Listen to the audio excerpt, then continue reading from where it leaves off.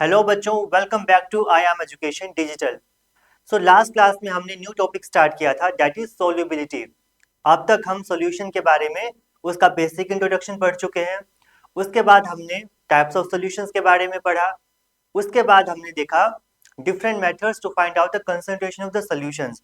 और last class से हमने सोल्यूबिलिटी के बारे में भी पढ़ना स्टार्ट कर दिया था, जिसमें हमने सोल्यूबिलिटी के बारे में जाना और साथ ही हमने सैचुरेटेड सॉल्यूशंस के बारे में भी कुछ ना कुछ चीजें स्टार्ट कर दी थी। तो आज इस लेक्चर में हम उसी कंसेप्ट को थोड़ा और ज्यादा एलेबोरेट करेंगे। तो आइए शुरू करते हैं। तो हमारा आज का टॉपिक है बच्चों सैचुरेटेड सॉल्यूशंस। ठीक है। तो लास्ट क्लास में हमने एक बेसिक इंट्रोडक्शन सैचुरेटेड सॉल्यूशन के बारे में ले लिया था। तो क्या था, what are saturated solutions? So basically saturated solutions are those solutions in which solute is present in its maximum concentration in a given amount of solvent। ठीक है। And temperature is fixed. ठीक है। यहां पर क्या होगा, सोल्यूट जो present रहेगा वो मैक्सिमम अमाउंट में प्रेजेंट रहेगा in a given amount of solvent. Solvent की क्वांटिटी क्या रहेगी बच्चों यहाँ पर, वो भी फिक्स रहेगी। और टेम्परेचर की बात की जाए तो टेम्परेचर भी बच्चों यहाँ पर क्या रहेगा, फिक्स रहेगा, मीन्स कॉन्स्टेंट टेम्परेचर रहेगा, पहली बात। और यहाँ पर दूसरी बात क्या थी, जो हमारा सॉल्यूशन होगा उसकी concentration at this point of time क्या होगी, मैक्सिमम होगी। सॉल्यूशन की कंसंट्रेशन मैक्सिमम होगी। अब जो हम करेंगे एक्स्ट्रा जो इसमें हम सोल्यूट डालेंगे वो क्या होगा बच्चों, वो सोल्यूट जो है वो डिसॉल्व नहीं होगा।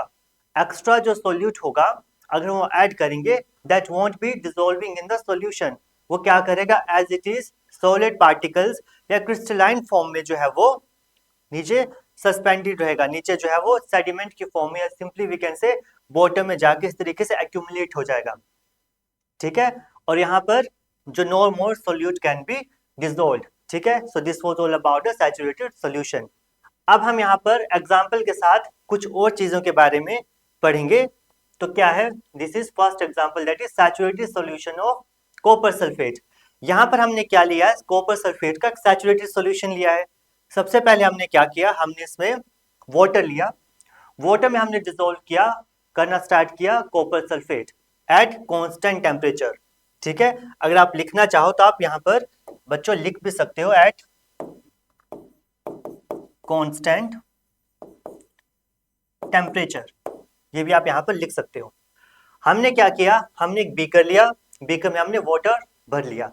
उसके बाद हमने क्या किया, कॉपर सल्फेट सॉल्यूशन जो है यहाँ पर CuSO4 के जो क्रिस्टल्स जो है वो इस सॉल्यूशन में डालना स्टार्ट कर दिए। और हमने साथ में क्या करना स्टार्ट कर दिया, सॉल्यूशन को स्टर करना स्टार्ट कर दिया।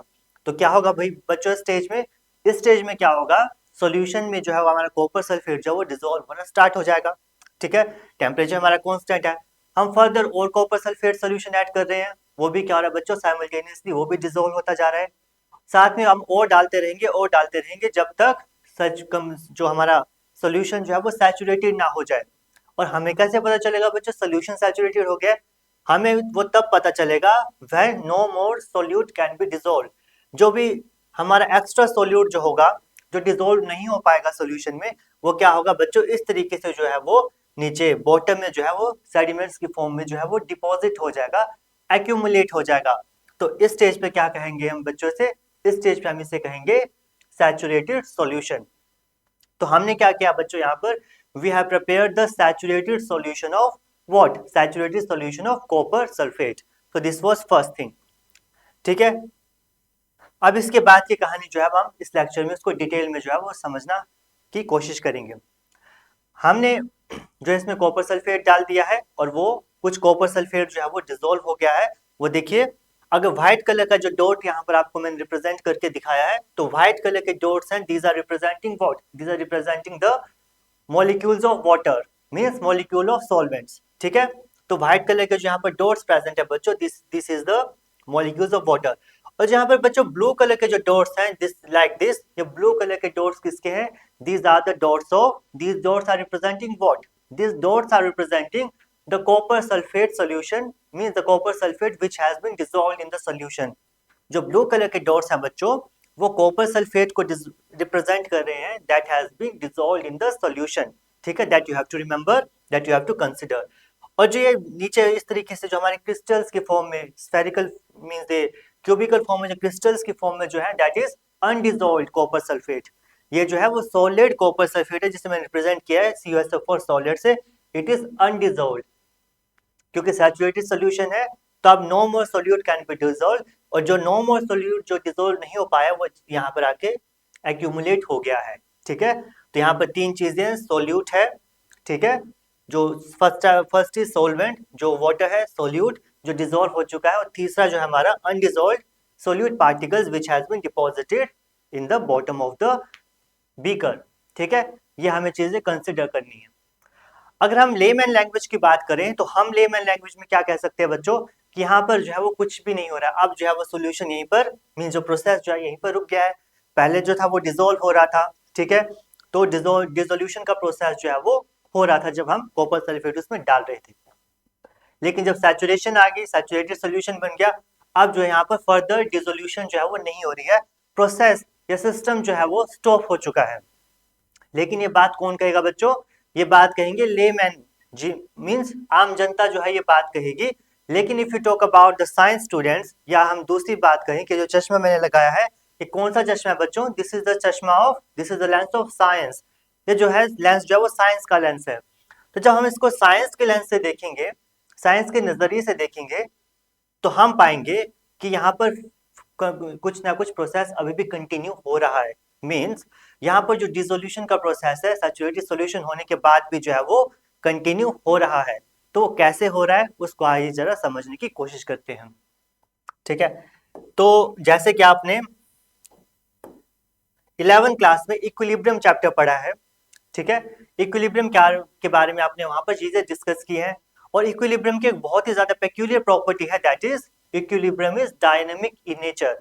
इक्विलिब्रियम जो है वो क्या है बच्चों, डायनेमिक इन नेचर है। मींस हमें दिख रहा है कि इक्विलिब्रियम जो है वो स्टॉप हो चुका है, रिएक्शन स्टॉप हो चुका है, लेकिन ऐसा नहीं है, equilibrium is still continuing. Equilibrium जो है वो कंटिन्यू हो रहा है, means it is reaction is happening, process is happening. तो यहाँ पर भी है कुछ इक्विलिब्रियम काइंड ऑफ सिचुएशन हमें देखने को मिलेगी। वहां पर जब equilibrium is dynamic in nature था, तो वहां पर हम एक एग्जांपल पढ़ा करते थे, that is saturated solution of sugar. हम सैचुरेटेड सॉल्यूशन ऑफ शुगर का एग्जांपल पढ़ते थे to show that equilibrium is happening. तो उसी चीज को जो है आप यहाँ पर दोबारा से एक बार समझने की कोशिश कीजिए। तो यहाँ पर क्या होगा बच्चों, जब सैचुरेटेड सोल्यूशन आ जाएगा उसके बाद भी यहाँ पर डिसोल्यूशन का प्रोसेस जो है वो कंटिन्यू होगा, लेकिन वो एक कंडीशन के साथ कंटिन्यू होगा। और क्या कंडीशन होगी आइए समझते हैं। तो सैचुरेटेड सोल्यूशन होने के बाद भी बच्चों यहाँ पर डिसोल्यूशन का प्रोसेस होगा, और हमें पता है what is dissolution. Dissolution process में क्या होगा, जब हमारे अनडिसोल्व पार्टिकल्स हैं, सॉलिड पार्टिकल्स है, वो क्या करेंगे बच्चों, सोल्यूशन में जाके वो मिल जाएंगे, डिसोल्व हो जाएंगे। तो ये जो अनडिसोल्व कॉपर सल्फेट के जो पार्टिकल्स है, that is solid copper sulphate, वो क्या करेगा, इस तरीके से जो पार्टिकल्स हैं सोल्यूशन में जो है वो डिसोल्व होना स्टिल कंटिन्यू करेंगे। ठीक है, स्टिल कंटिन्यू करेंगे। तो ये पहली बात थी। अब आप कहोगे सर, अगर ये जो सॉलिड पार्टिकल्स है वो स्टिल जो है वो डिसोल्व हो रहे हैं, तो उस हिसाब से तो जो है ये जो हमारा अनडिसोल्व जो है वो सोल्ड जो है वो बचना ही नहीं चाहिए, कॉपर सल्फेट का जो अनडिसोल्व पार्टिकल्स है वो बचने भी नहीं चाहिए। लेकिन मैंने आपको क्या कहा है, एक कंडीशन होगी, यहाँ पर एक कंडीशन होगी जो इस प्रोसेस के साथ हमें देखने को मिलेगी। एंड वो कंडीशन क्या होगी कि यहाँ पर बच्चों एक तरफ तो हमारे डिसोल्यूशन का प्रोसेस हो रहा है, बट साइमल्टेनियसली एक और प्रोसेस जो है यहाँ पर हमें देखने को मिलेगा। और वो प्रोसेस क्या होगा बच्चों, that will be crystallization, process of crystallization. And what is process of crystallization, तो प्रोसेस ऑफ क्रिस्टलाइजेशन में बच्चों बेसिकली क्या होगा, जो सॉल्यूशन में जो डिसोल्व कॉपर सल्फेट है, जिसे हमने क्या किया है, ब्लू डॉट से रिप्रेजेंट किया है, वो क्या करेंगे, जो डिसोल्व कॉपर सल्फेट के जो पार्टिकल्स हैं वो क्या करेंगे, इस सॉलिड कॉपर सल्फेट सॉल्यूशन के पार्टिकल्स पे जाकर एक्यूमुलेट होना स्टार्ट हो जाएंगे, डिपॉजिट होना स्टार्ट हो जाएंगे। ठीक है, दोबारा समझाता हूं, जो डिसोल्व कॉपर सल्फेट के पार्टिकल्स हैं वो क्या करेंगे, इस अनडिसोल्व कॉपर सल्फेट सॉल्यूशन के पार्टिकल्स पर जो है वो डिपॉजिट होना स्टार्ट हो जाएंगे। तो इसी प्रोसेस को क्या कहते हैं, क्रिस्टलाइजेशन प्रोसेस जो है वो कहते हैं। ठीक है, एक तरफ से जो है बच्चों देखो, एक तरफ प्रोसेस होगा हमारा डिसोल्यूशन, और दूसरी तरफ प्रोसेस कौन सा होगा बच्चों हमारा क्रिस्टलाइजेशन।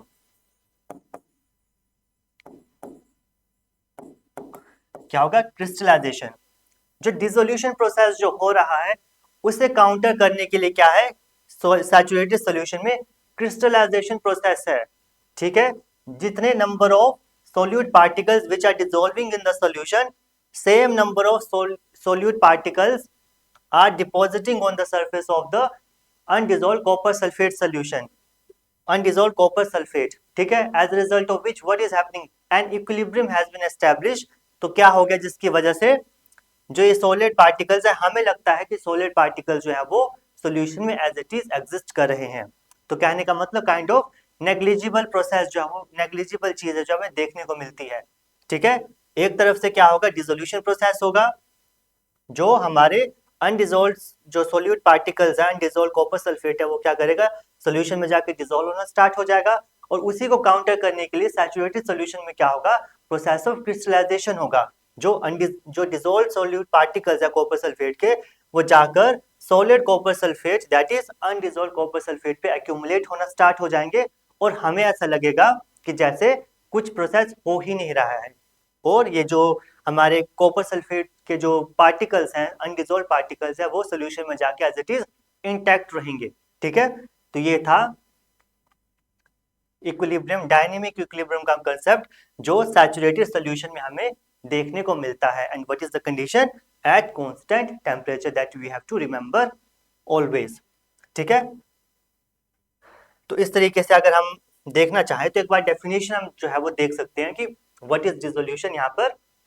तो so dissolution, when a solid solute is added to a solvent, the solute dissolves because the particles goes into the liquid and its concentration increases।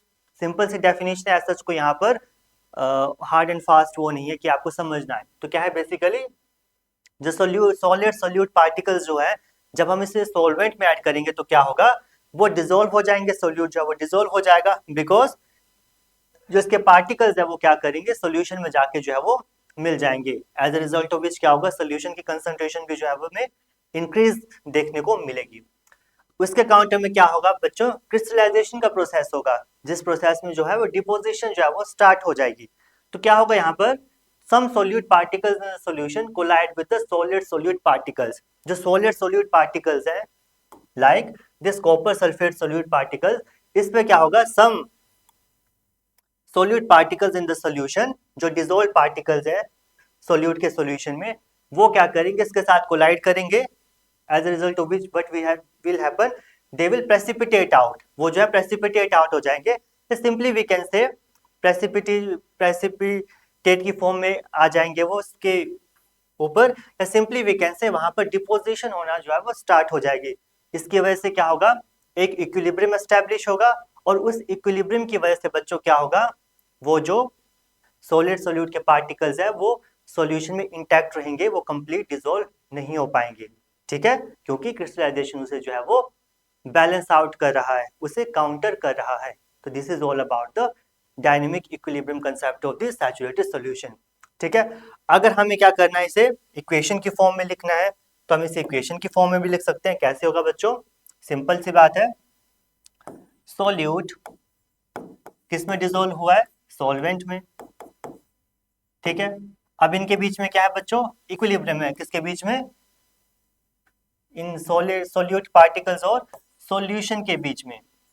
And equilibrium has been establish. तो इस तरीके से हम equilibrium को यहाँ पर symbolize करेंगे with the help of reversible double arrow. ठीक है, अब क्या करेंगे, अगर हम फॉरवर्ड रिएक्शन की बात करें तो देखिए दिस इज फॉरवर्ड रिएक्शन।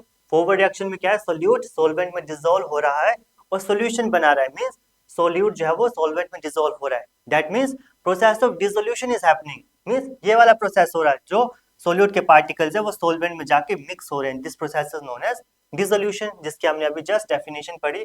तो फॉरवर्ड डायरेक्शन में क्या होगा बच्चों, फॉरवर्ड डायरेक्शन में डिसोल्यूशन प्रोसेस होगा, तो यहाँ पर हम इसे डिसोल्यूशन करके यहाँ पर डिनोट कर देंगे।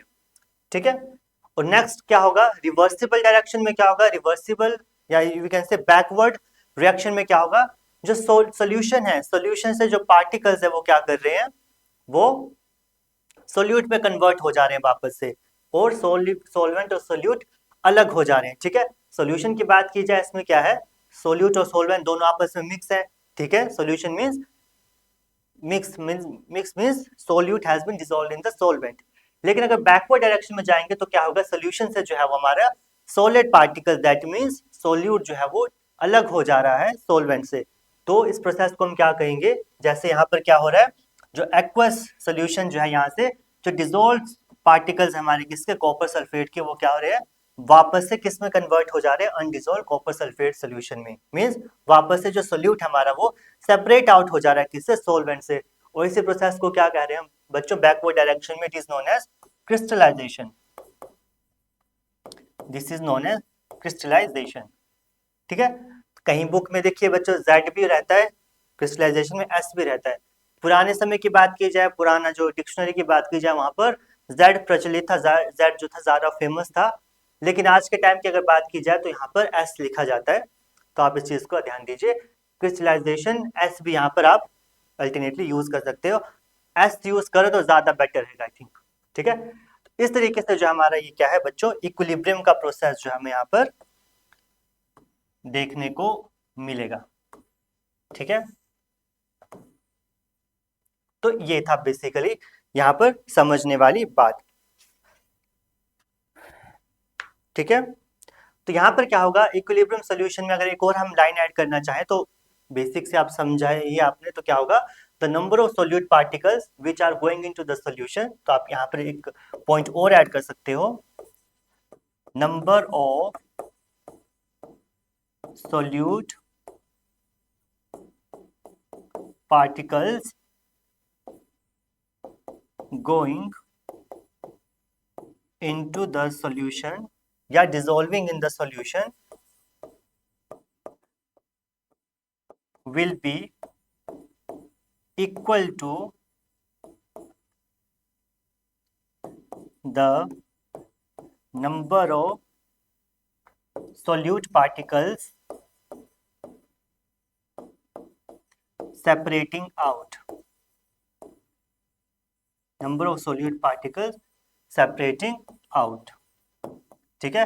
ये लाइन भी आप जो है इसमें ऐड कर सकते हो। तो ये लाइन कहाँ से उठाई गई है, बेसिकली इक्विलिब्रियम चैप्टर से ही जो है वो लाइन उठाई गई है, ठीक है। और दूसरी बात यहाँ पर क्या ध्यान देने वाली है, जो टेम्परेचर क्या रहेगा बच्चों, यहाँ पर कांस्टेंट रहेगा, that you have to remember.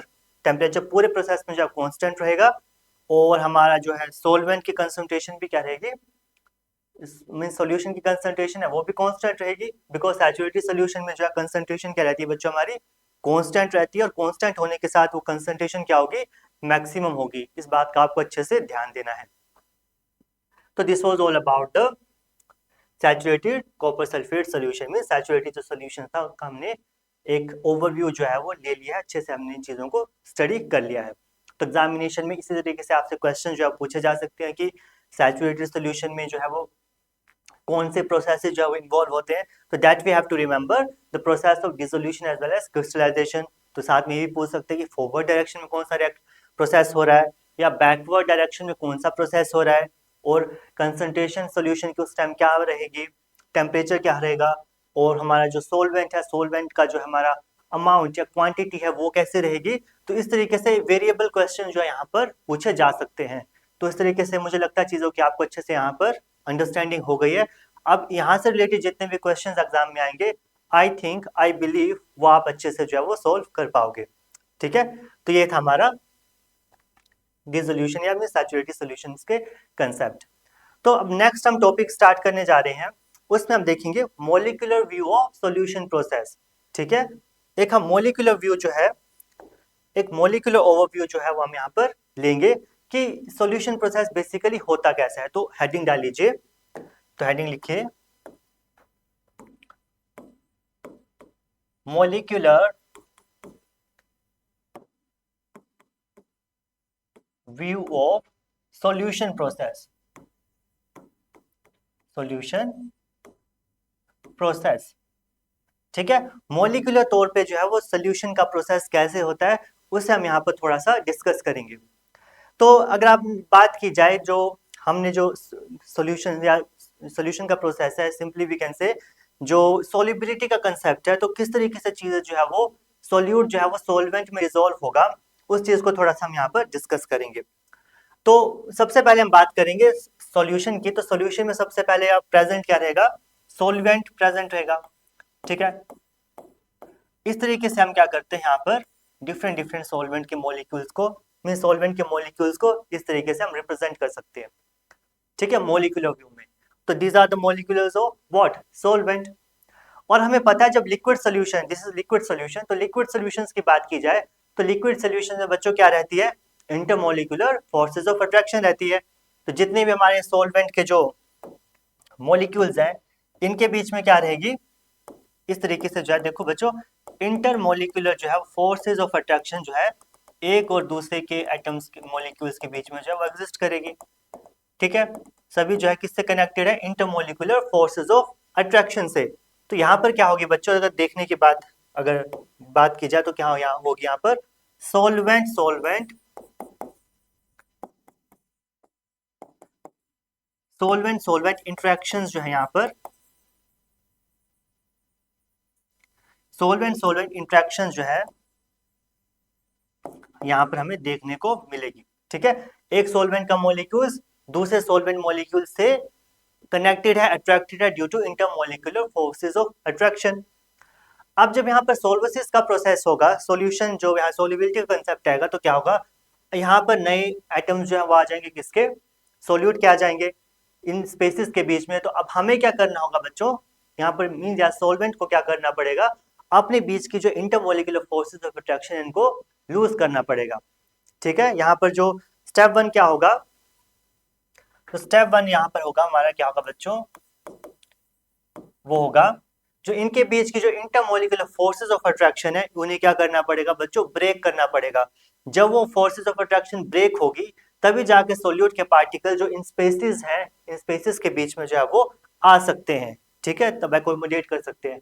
और हमें पता है इन फोर्सेस ऑफ अट्रैक्शन को ब्रेक करने के लिए क्या चाहिए, एनर्जी चाहिए, ठीक है। जब भी किन्हीं दो चीजों के बीच में अट्रैक्शन है, दो मॉलिक्यूल्स के बीच में अट्रैक्शन है, तो उस अट्रैक्शन को ब्रेक करने के लिए क्या होगा, फोर्सेस चाहिए। फॉर एग्जांपल, आप अगर आपकी क्लास में अगर आपका कोई बेस्ट फ्रेंड हो, आप कोई चाहता है कि आप दोनों के बीच में जो है वो दरार आ जाए, मीन्स आपके बीच में बहुत ज्यादा इंटरमोलिकुलर फोर्सेस ऑफ अट्रैक्शन है, मीन्स बहुत अच्छी आपकी दोस्ती है, which is forces of attraction. अब कोई चाहता है कि आपके दोनों के बीच में जो है वो क्या हो सके, ब्रेक हो सके, आपकी फ्रेंडशिप ब्रेक हो सके। तो उसे क्या करना पड़ेगा, आराम से हो जाएगी क्या वो ब्रेक, नहीं, आपकी बहुत सालों की दोस्ती है तो वो एकदम से तो ब्रेक नहीं हो सकती, उसे क्या करना पड़ेगा, उस थर्ड पर्सन को बहुत ज्यादा बच्चों यहाँ पर क्या करने पड़ेंगे, एफर्ट्स लगाने पड़ेंगे, ताकि आपके जो है बीच की जो है वो जो फोर्सेस ऑफ अट्रैक्शन है, दोस्ती जो है वो ब्रेक हो सके। तो सिमिलरली अगर यहाँ पर एग्जांपल ले तो सोल्वेंट सोल्वेंट के बीच में जो है इंटरमोलिकुलर फोर्सेस ऑफ अट्रैक्शन है। अब उन फोर्सेस ऑफ अट्रैक्शन को हमें क्या करना है, ब्रेक करना है। तो ब्रेक करने के लिए क्या चाहिए, एक्सटर्नल सोर्स से हमें जो है एनर्जी चाहिए। और जब जिस प्रोसेस में एनर्जी रिक्वायर होती है, हमें पता है वो प्रोसेस कौन से होते हैं बच्चों, वेयर एनर्जी इज रिक्वायर्ड और energy is absorbed, that processes are known as endothermic processes, ठीक है। तो सबसे पहला पॉइंट क्या हो जाएगा, डेल्टा H1 की अगर हम बात करेंगे तो दिस इज एंडोथर्मिक। तो ये कौन सा प्रोसेस रहेगा बच्चों, एंडोथर्मिक प्रोसेस रहेगा, because energy is required for what, energy is required to break this solvent solvent interaction, to break this solvent solvent interaction. तो जब यहाँ पर एनर्जी को रिक्वायर्ड एनर्जी मिल जाएगी, रिक्वायर्ड अमाउंट ऑफ एनर्जी मिल जाएगी, उसकी वजह से क्या होगा बच्चों, जो पार्टिकल्स हैं वो क्या होंगे, उनके बीच में बॉन्ड जो है वो ब्रेक हो जाएगा। तो पार्टिकल्स जो है इस तरीके से देखिए दूर दूर हो जाएंगे। पहले पार्टिकल्स कितने नजदीक थे, फोर्सेस ऑफ अट्रैक्शन की वजह से, अब जो है फोर्सेस ऑफ अट्रैक्शन वो लूज हो चुकी है, जिसकी वजह से क्या है, पार्टिकल्स जो देखिए आप इतने ज्यादा दूर हो जाएंगे। तो यहाँ की एनोलॉजी किसकी ले सकते हैं, आपके फ्रेंडशिप की एनोलॉजी ले सकते हैं। अब उसने बहुत ज्यादा एनर्जी लगाकर, अपना टाइम एनर्जी सब कुछ लगाकर आपकी दोस्ती जो है वो ब्रेक कर दी, जो आपकी दोस्ती ब्रेक हो जाएगी तो क्या हो जाएगा बच्चों, जो पहले आप साथ में एक डेस्क पे बैठा करते थे, अब क्या होगे, दूर दूर बैठोगे। तो जिस तरीके से यह मॉलिक्यूल जो है वो दूर दूर हो चुके हैं, ठीक है। आप में जो कन्वर्सेशन जो बातें हुआ करती था वो नहीं होगी। तो जिस तरीके से यहाँ पर जो है वो डिस्टेंस आ गया, मीन्स कहने का मतलब आपकी फ्रेंडशिप में जो है वो डिस्टेंस आ चुका है। सिमिलरली यहाँ पर भी क्या है, मॉलिक्यूल्स के बीच में डिस्टेंस आ चुका है, ठीक है। आई थिंक चीजें आपको यहाँ से यहाँ तक अच्छे से क्लियर हो गई होंगी। सिमिलरली क्या होगा, सोल्यूट का भी एग्जाम्पल लेंगे। अगर हम सोल्यूट को इस तरीके से ग्रीन कलर से रिप्रेजेंट करें तो क्या होगा, सोल्यूट भी प्रेजेंट होगा यहाँ पर। तो सोल्यूट अगर हम ले तो सोल्यूट के बीच में भी क्या होगी, इंटरमोलिकुलर फोर्स ऑफ अट्रैक्शन होगी। अगर हम बात करें कॉपर सल्फेट के सोल्यूशन की, एग्जाम्पल देखिए, यहाँ पर हमने क्या किया, सोल्वेंट किया था वाटर, तो वाटर के मॉलिक्यूल्स में intermolecular force of attraction break करने के लिए एनर्जी चाहिए, एंडोथर्मिक प्रोसेस होना चाहिए। सिमिलरली कॉपर सल्फेट के सोल्यूशन की बात कर जाए, सॉलिड जो फॉर्म में प्रेजेंट रहता है, तो हमें पता है it is crystalline in nature. Copper sulphate is what, crystalline in nature. तो क्रिस्टलाइन इन नेचर होने की वजह से इसमें भी क्या होगी, बहुत ज्यादा मॉलिक्यूल्स के बीच में क्या होगी, intermolecular forces of attraction. Even water से बहुत ज्यादा, कई ज्यादा इंटरमोलिकुलर फोर्सेज ऑफ अट्रैक्शन होगी। तो इस इंटरमोलिकुलर फोर्सेस ऑफ अट्रैक्शन को ब्रेक करने के लिए कॉपर सल्फेट पॉजिटिव और सल्फेट टू नेगेटिव आयन बनाने के लिए यहाँ भी क्या चाहिए बच्चों, क्या चाहिए, यहाँ पर भी हमें एनर्जी चाहिए। इस प्रोसेस में भी जो हमें एनर्जी चाहिए, तो वो एनर्जी भी किस प्रोसेस से आएगी, आई थिंक आपको यहाँ पर भी अंदाजा हो चुका है। यहाँ पर भी अगर स्टेप 2 होगा तो यहाँ पर भी जो है वो एनर्जी हमें रिक्वायर होगी। यहाँ पर भी उन forces, molecular forces of attraction को ब्रेक करने के लिए हमें एनर्जी रिक्वायर होगी। और वो एनर्जी कहाँ से आएगी, उसके बारे में चलो हम नेक्स्ट उसमें पढ़ेंगे, नेक्स्ट टॉपिक में। बट वो जो एनर्जी होगी, तो वो एनर्जी रिक्वायर है, एनर्जी एब्जॉर्ब होगी यहाँ पर। और जिस रिएक्शन में एनर्जी रिक्वायर होती है, एनर्जी एब्जॉर्ब होती है, उन रिएक्शंस को बच्चों हम क्या कहते हैं, these are endothermic reactions. Similarly यहाँ पर भी क्या होगा, एंडोथर्मिक रिएक्शन जो है यहाँ पर भी होगा। मींस इनके बीच में जो ये इंटरमोलिकुलर फोर्सेस ऑफ अट्रैक्शन है, इन्हें ब्रेक करने के लिए जो है एनर्जी रिक्वायर होगी। ठीक है, जब यहाँ पर इसको सफिशिएंट अमाउंट ऑफ एनर्जी जो है वो मिल जाएगी, तो क्या होगा बच्चों बताइए, जब यहाँ पर इन्हें सफिशिएंट अमाउंट ऑफ एनर्जी मिल जाएगी, तो सिमिलरली जिस तरीके से सॉल्वेंट के मॉलिक्यूल्स थे और यहाँ पर भी क्या होगा, इसके जो सोल्यूट के मॉलिक्यूल्स है ये भी क्या होंगे, दूर दूर हो जाएंगे। ठीक है, दूर दूर हो जाएंगे। ठीक है, ये भी जो आपस में दूर दूर हो जाएंगे। तो स्टेप 1 में क्या था, हमने क्या किया, सोल्वेंट सोल्वेंट इंटरेक्शंस को ब्रेक किया है with the help of endothermic reaction. और स्टेप 2 में भी क्या था, सोल्यूट सोल्यूट इंटरेक्शंस,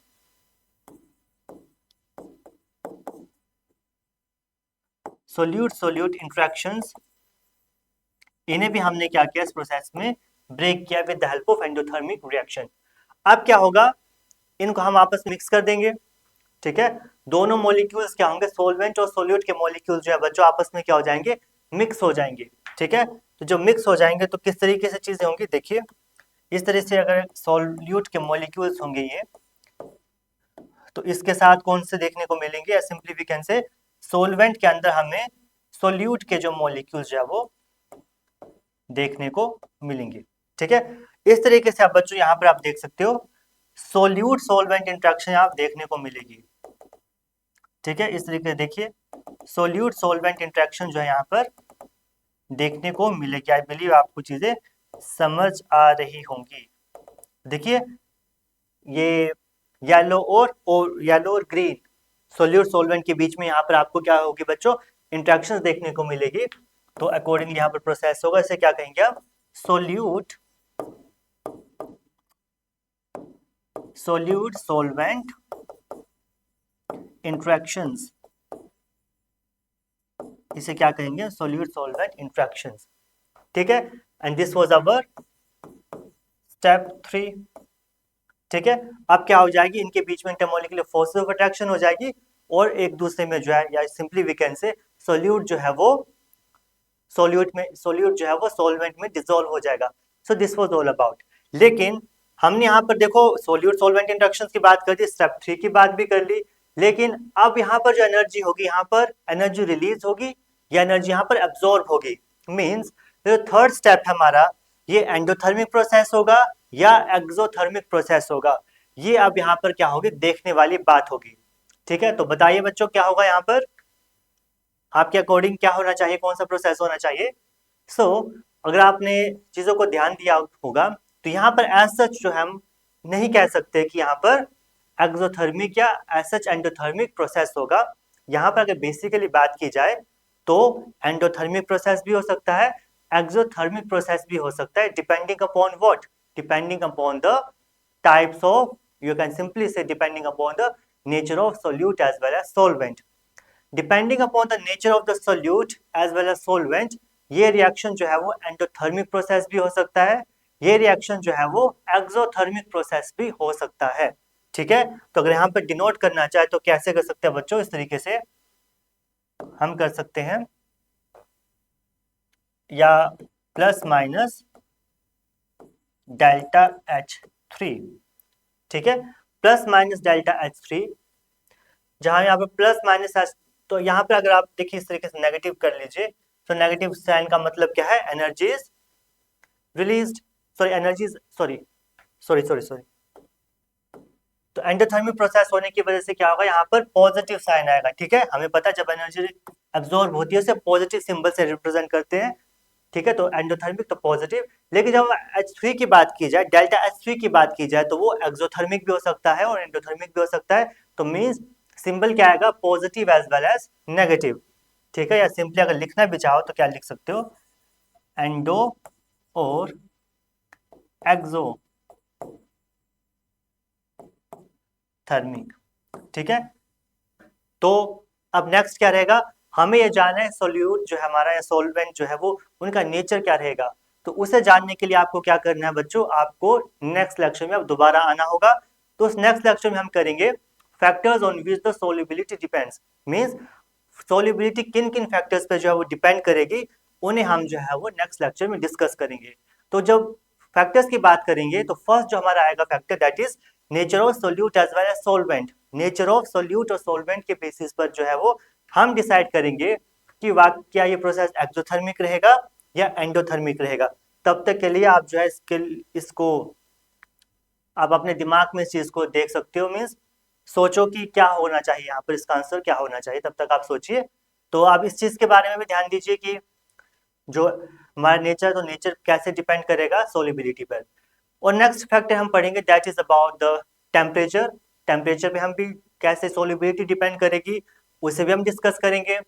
हम कंसंट्रेशन ऑफ सॉल्यूशन, जो कंसंट्रेशन जो सॉल्यूशन की है उस पे सोलिबिलिटी कैसे डिपेंड करेगी उसे भी डिस्कस करेंगे।